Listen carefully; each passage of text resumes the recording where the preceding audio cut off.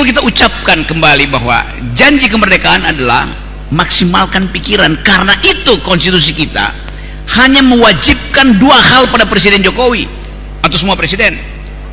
Apa tugas presiden? Cuman dua: cerdaskan kehidupan bangsa, pelihara fakir miskin. Cuman itu tugas presiden. Nggak perlu presiden bikin visi macam-macam.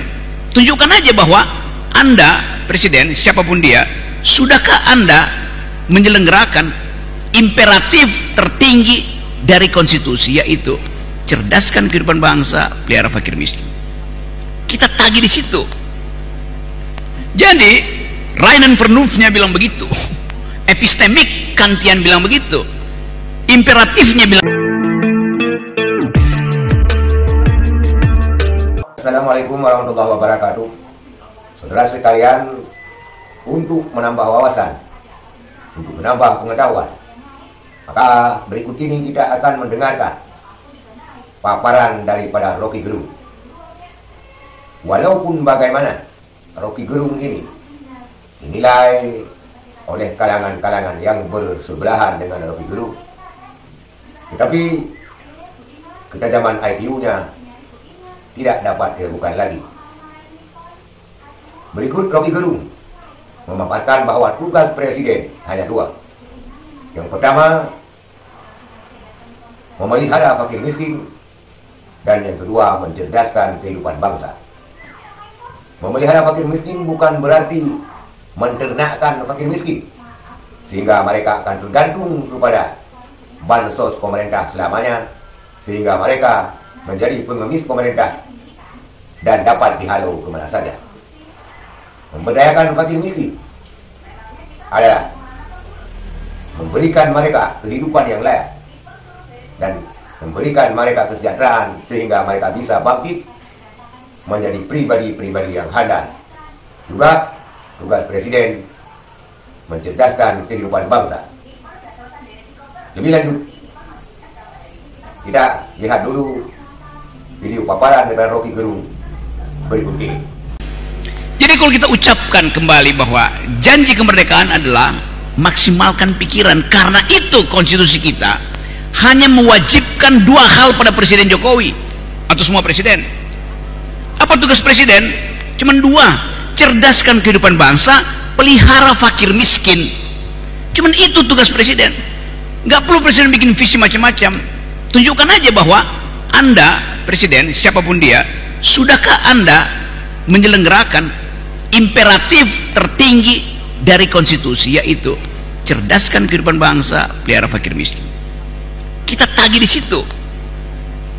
Jadi Reinen Vernunftnya bilang begitu, epistemik Kantian bilang begitu, imperatifnya bilang begitu. Anda harus menghasilkan kecerdasan dan meninggalkan kemiskinan. Moral call-nya ada di situ. Sekarang kita lihat tadi keadaan hari ini. Jokowi mau naikkan uang kuliah yang diprotes tadi itu, karena trade off-nya APBN nggak cukup untuk membiayai kuliah yang diwajibkan bahkan oleh konstitusi. Cerdaskan kehidupan bangsa artinya setiap orang berhak untuk memperoleh pendidikan gratis. Negara cari dari manapun, karena itu ditugaskan kok.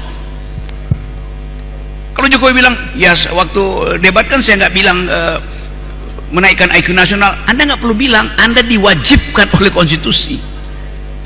Cerdaskan kehidupan bangsa artinya naikkan IQ nasional. IQ nasional kita sekarang tinggal 78, sedikit di atas simpanse. Itu poinnya di situ kan. Stunting kita 25%, Jokowi akhirnya akui. Pak Jokowi bilang, kami gagal untuk memperoleh penurunan stunting yang kami pasang 14%. Buat nurunin 4% dia nggak mampu. Lalu dia bilang dia gagal, maka kami revisi. Loh, Anda yang harusnya pastikan bahwa kalau Anda tidak mampu, Anda turun, kasih mahasiswa Leleredo untuk lakukan pemulihan IQ nasional. Jadi dia sendiri nggak mampu lakukan, padahal dia tetap pastikan Indonesia 2045 akan ada bonus demografi. Bonus demografi itu adalah tuker tambah intelek. Nah, kita defisit, jadi fallaciesnya luar biasa. Kita defisit akal, tapi kita berharap generasi sekarang ini akan jadi bonus demografi di rumah. Bagaimana caranya? IQ kita turun, stunting juga begitu. Stunting sekarang 24-25%. Artinya 1 dari 4 bayi yang lahir kekurangan nutrisi. Ya pasti IQ-nya turun. Jadi sekali lagi, dengan mengetahui secara konkret keadaan itu, harusnya timbul keberanian untuk mengubah. Nah, yang saya terangkan tadi yang ditanyakan oleh Pak Rektor, kadang-kala kita nggak tahu bahwa keadaan udah seburuk ini. Dolar kita berapa hari ini? 16.200. Berapa lama? Udah 2 minggu. Artinya nggak bisa turun. Apa artinya nggak bisa turun? Bank Indonesia intervensi terus. Sampai kapan Bank Indonesia intervensi? Itu. Jadi poin-poin ini yang harusnya, yang biasa disebut sebagai analisa sosial untuk perubahan, dikenali dengan baik supaya keberanian itu datang karena keadaan real. Itulah kuliah gratis Rocky Gerung dan pencerahan daripada Rocky Gerung secara gratis. Sebagaimana Bapak Agung Muslim mengatakan bahwa Rocky Gerung telah mencerdaskan orang-orang Indonesia secara gratis. Walaupun ada juga yang nyinyir terhadap Rocky Gerung karena sering mengkritik pemerintah Jokowi. Tetapi Rocky Gerung mengkritik orang-orang yang mempunyai jabatan dan berkenaan dengan jabatannya, bukan dengan pribadinya.